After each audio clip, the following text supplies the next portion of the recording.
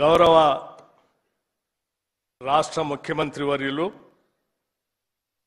శ్రీ రేవంత్ రెడ్డి గారు, గౌరవ వ్యవసాయ శాఖ మంత్రులు శ్రీ తుమ్మల నాగేశ్వరరావు గారు, గౌరవ ఇరిగేషన్ శాఖ మంత్రులు శ్రీ ఉత్తమ్ కుమార్ రెడ్డి గారు, గౌరవ రెవెన్యూ శాఖ మంత్రులు శ్రీ పొంగిలేటి శ్రీనివాస్ రెడ్డి గారు, గౌరవ మైనార్టీ వెల్ఫేర్ శాఖ మంత్రులు అజరుద్దీన్ గారు, గౌరవ యానిమల్ హస్బెండరీ ఫిషరీస్ శాఖ మంత్రులు శ్రీ వాకిటి శ్రీహరి గారు, అలాగే రైతు వేదికల నుంచి ఆన్లైన్లో పాల్గొంటున్నటువంటి ట్రాన్స్పోర్ట్ మంత్రివర్యులు గౌరవ పొన్న ప్రభాకర్ గారు, అలాగే గౌరవ రాష్ట్ర మంత్రివర్యులు జూపల్లి కృష్ణారావు గారు, అనేక రైతు వేదికల్లో వేలాది మంది రైతు నాయకులు, రైతులు ప్రత్యక్షంగా ఈ సమావేశంలో పాల్గొంటూ రాష్ట్ర ప్రభుత్వం చేపడుతున్నటువంటి ఈ కార్యక్రమాన్ని వీక్షిస్తున్నటువంటి రైతు సంఘాల నాయకులకి, రైతులకి, వేదిక మీద ఉన్నటువంటి గౌరవ పార్లమెంటు సభ్యులకి, గౌరవ శాసన మండలి సభ్యులకి, గౌరవ శాసనసభ్యులకి, ముఖ్యంగా శాసన మండలి అధ్యక్షులు పెద్దలు గుత్తా సుఖేందర్ రెడ్డి గారికి, రాష్ట్ర ప్రభుత్వ సలహాదారులకి, రాష్ట్ర ప్రభుత్వ కార్పొరేషన్ చైర్మన్లకి, అధికారులకి, నూతనంగా రాష్ట్ర ప్రభుత్వ చీఫ్ సెక్రటరీగా బాధ్యతలు చేపట్టినటువంటి మిత్రులకి, అధికారులకి, మీ అందరికీ ముందుగా నా హృదయపూర్వకమైనటువంటి నమస్కారాలు తెలియజేస్తా ఉన్నాను. ఈరోజు రాష్ట్ర వ్యాప్తంగా కాంగ్రెస్ ప్రభుత్వ హయాంలో జరుగుతున్నటువంటి రైతు సంక్షేమ కార్యక్రమాల్లో భాగంగా ఇది ఒక ముఖ్యమైన ఘట్టం. ఈరోజు రైతులకు సంబంధించి కాంగ్రెస్ ప్రభుత్వం, రాష్ట్ర ముఖ్యమంత్రి శ్రీ రేవంత్ రెడ్డి గారు, కేబినెట్ ఈ రాష్ట్ర ప్రజలకి ఇచ్చినటువంటి హామీ మేరకు రైతు భరోసాకు సంబంధించిన నిధుల్ని నేరుగా వారి ఖాతాల్లోకి రిలీజ్ చేసేటువంటి ఒక పండుగ కార్యక్రమం. ఈరోజు వ్యవసాయం ఈ రాష్ట్రానికి ఒక పండుగ లాంటి కార్యక్రమం. రైతు ఈ రాష్ట్రానికి ఒక వెన్నుముక లాంటి వాడు. మేమందరం గ్రామీణ ప్రాంతాల నుంచి, వ్యవసాయ కుటుంబాల నుంచి వచ్చినటువంటి వ్యక్తులుగా అటు ముఖ్యమంత్రి శ్రీ రేవంత్ రెడ్డి గారు కానీ, తుమ్మల నాగేశ్వరరావు గారు కానీ, లేకపోతే ఇతర మంత్రివర్గ సహచర సభ్యులు కానీ, మేమందరం గ్రామీణ ప్రాంతాల నుంచి వచ్చినటువంటి వ్యక్తులమే.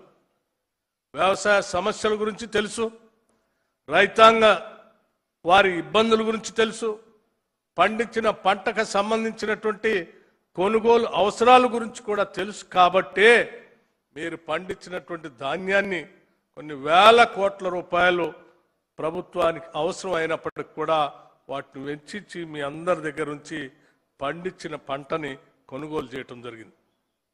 అలాగే ఈరోజు మీరు పంట పండించడానికి, ఒక భరోసా కల్పించడానికి ఈరోజు నిధులు రిలీజ్ చేసేటువంటి కార్యక్రమాన్ని కూడా పెద్ద ఎత్తున చేస్తూ ఉన్నాం.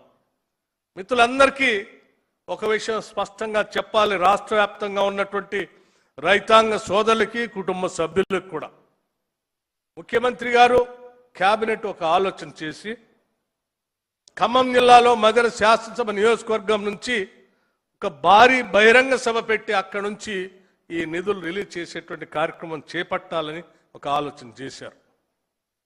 ఆలోచన చేసినప్పుడు రాష్ట్ర వ్యాప్తంగా ఉన్నటువంటి రైతాంగ సోదరులు ఆశీర్వదించడానికి, ఆహ్వానించడానికి సిద్ధంగా ఉన్నారు. కానీ దురదృష్టవశాత్తు గత 10 సంవత్సరాలు పరిపాలన చేసినటువంటి ఆనాటి పాలకులకు సంబంధించినటువంటి కొద్దిమంది వ్యక్తులు రాష్ట్రంలో ఒక దరి నుంచి ఒక ఆయన, ఇంకో దరి నుంచి ఇంకొక ఆయన, ఇద్దరు బయలుదేరి ఈరోజు రాష్ట్రం మీద పడి లేని అబద్ధాలన్నీ పోగేసుకుని అడ్డగోలుగా రాష్ట్ర ప్రభుత్వం పైన కట్టుకథలు అల్లించి ఒక తప్పుడు ప్రచారానికి నాంది పలుకుతూ తిరుగుతూ ఉంటే నిజంగా బాధ అనిపించింది. ఇంకొక ఆయన ఎందుకు పేరే చెప్తున్నాను నేను, 10 సంవత్సరాలు ఆనాటి క్యాబినెట్లో మంత్రిగా పనిచేసిన హరీష్ రావు గారు, ఆశీర్వాద సభ కాదు అది, మీరు క్షమాపణ సభ పెట్టుకోండి అని వారు స్టేట్మెంట్ ఇచ్చారు. నిజంగా ఈ పెద్ద మనిషి 10 సంవత్సరాలు ఏ రకంగా అసలు మంత్రిగా పనిచేశాడనేటువంటి ఆలోచన నాకు కలిగింది ఆయన స్టేట్మెంట్ చూసిన తర్వాత. ఎందుకనంటే 10 సంవత్సరాలు ఒక ధనిక రాష్ట్రం, ఆదాయం సమృద్ధిగా ఉన్నటువంటి రాష్ట్రం, దానికి తోడు ఇంకొక 8 లక్షల పైబడి ఈ రాష్ట్రాన్ని తాకట్టు పెట్టి తెచ్చిన అప్పు, రాష్ట్ర ఆదాయం ఇంకొక 8 లక్షల పైబడి తెచ్చిన అప్పు, రెండు కలిపి కూడా రైతుల కోసం వాళ్ళు చేసింది ఏందయ్యా అని లెక్క తీశాం. 10 సంవత్సరాల్లో వాళ్ళు రైతుల కోసం ఖర్చు పెట్టింది కేవలం 2,88,670 కోట్లు మాత్రమే. అంటే నెలకి 2,532 కోట్లు, సంవత్సరానికి 30,384 కోట్లు మాత్రమే ఖర్చు పెట్టారు. దానికే ఏదో గొప్పలు మేము రైతుల కోసం చేసినట్టుగా మాట్లాడుతూ మమ్మల్ని నిందిస్తూ ఉంటే చేసినటువంటి పనులు కూడా మనం స్పష్టంగా చెప్పలేకపోతున్నాం అనేటువంటి ఆలోచన కలిగి తప్పనిసరిగా రైతులందరికీ ఈ విషయాలు తెలియాలనేటువంటి ఆలోచనతోనే నేను లెక్కలు చెప్తా ఉన్నాను. కేవలం 2.5 సంవత్సరాల్లో మేము 1,56,496 కోట్ల రూపాయలని రైతుల కోసం ఖర్చు పెట్టాము. నెలకి వాళ్ళు 2,532 కోట్లు ఖర్చు పెడితే 5,217 కోట్ల రూపాయలని ప్రతి నెల రైతుల కోసం మేము ఖర్చు పెట్టాం.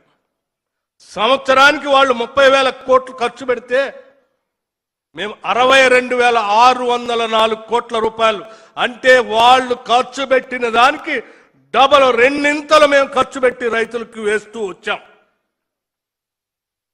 ఇది కేవలం మా దగ్గర ధనిక రాష్ట్రంగా మీరు మాకు అప్పు చెప్పిపోలే, లేకపోతే మీలాగా మేము 8 లక్షల కోట్లు అప్పు తెచ్చుకొని ఖర్చు పెట్టే పరిస్థితి కూడా లేదు. మీరు చేసినటువంటి అప్పులకు సంబంధించి 8 లక్షల పైబడినటువంటి ఆ అప్పులు కడుతూనే కేసీఆర్ చేసిన 8 లక్షల కోట్ల అప్పుకు సంబంధించి మేము కేవలం ఈ 2.5 సంవత్సరాల్లో 2,08,557 కోట్ల రూపాయలని అసలు అప్పు బ్యాంకులు కడుతూనే ఈ 1,56,496 కోట్లు రైతుల అకౌంట్లో వేసాం. ఒకవేళ ఈ కేసీఆర్ 8 లక్షల కోట్ల రూపాయల అప్పు చేసి ఉండకపోతే, మమ్మల్ని తాకట్టు పెట్టి ఉండకపోతే, ఈ 2.5 సంవత్సరాల్లో మేము బ్యాంకులు కట్టినటువంటి అప్పు అసలు 2,08,557 కోట్ల రూపాయల్ని ఈ రైతుల కోసం, ఈ రాష్ట్రం కోసమే ఖర్చు పెట్టేవాళ్ళం కదా. ఈ రాష్ట్రానికి ఖర్చు పెట్టాల్సినటువంటి 2,08,557 కోట్లు కేసీఆర్ తెచ్చిన అప్పులు కట్టడానికే అయిపోయినాయి కదా.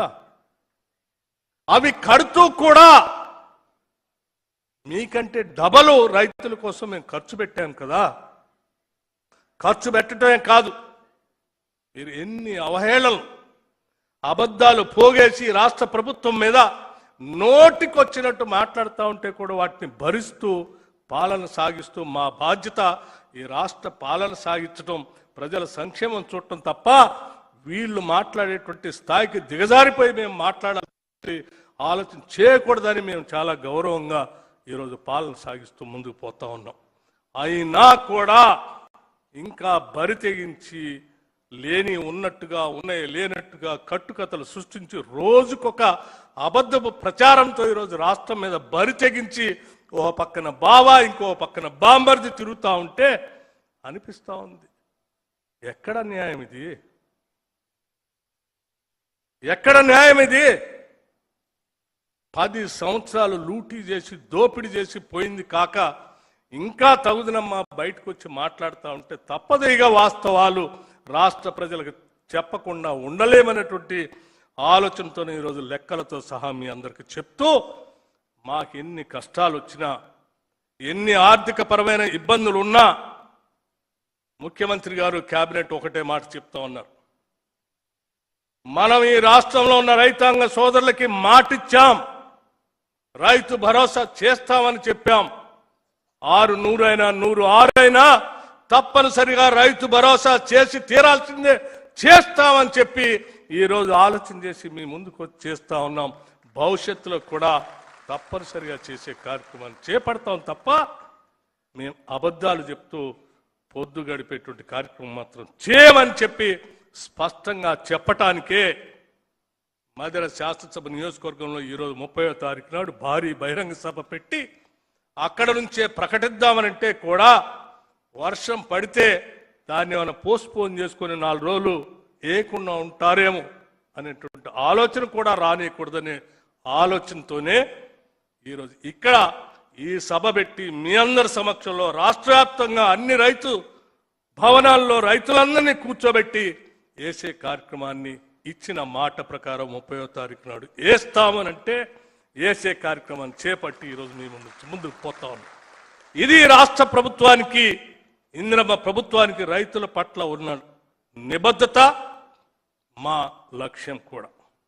మీరందరూ బాగుండాలని, మీరు పండించే ప్రతి పంట మీ కుటుంబానికి మేలు జరిగేటట్టుగా ఉండాలని, ఆనాడు రైతు రుణమాఫీ ఏ రకంగా చేశామో, ఇచ్చిన మాట ప్రకారం రైతు భరోసా ఏ రకంగా చేస్తా ఉన్నామో, ప్రకటించిన మేరకు ఏ రకంగా అయితే సన్న ఒడ్లకి బోనస్ ఇస్తా ఉన్నామో, తప్పనిసరిగా ఈ పరిస్థితులు ప్రక్రియని మొత్తంగా కాంగ్రెస్ ప్రభుత్వం ఉన్నంత కాలం కొనసాగిస్తామని చెప్పి మీ అందరికీ మాటిస్తూ మరొక్కసారి నా హృదయపూర్వకమైనటువంటి నమస్కారాలు తెలియజేస్తూ, ఈ తప్పుడు ప్రచారం చేసేటువంటి నాయకుల పట్ల జాగ్రత్తగా ఉండాలని, వ్యవసాయాన్ని పండగలాగా చేసుకుంటూ ముందుకు పోదామని చెప్పి మీ అందరికీ నేను సవినయంగా మనవి చేస్తూ సెలవు తీసుకున్నాను.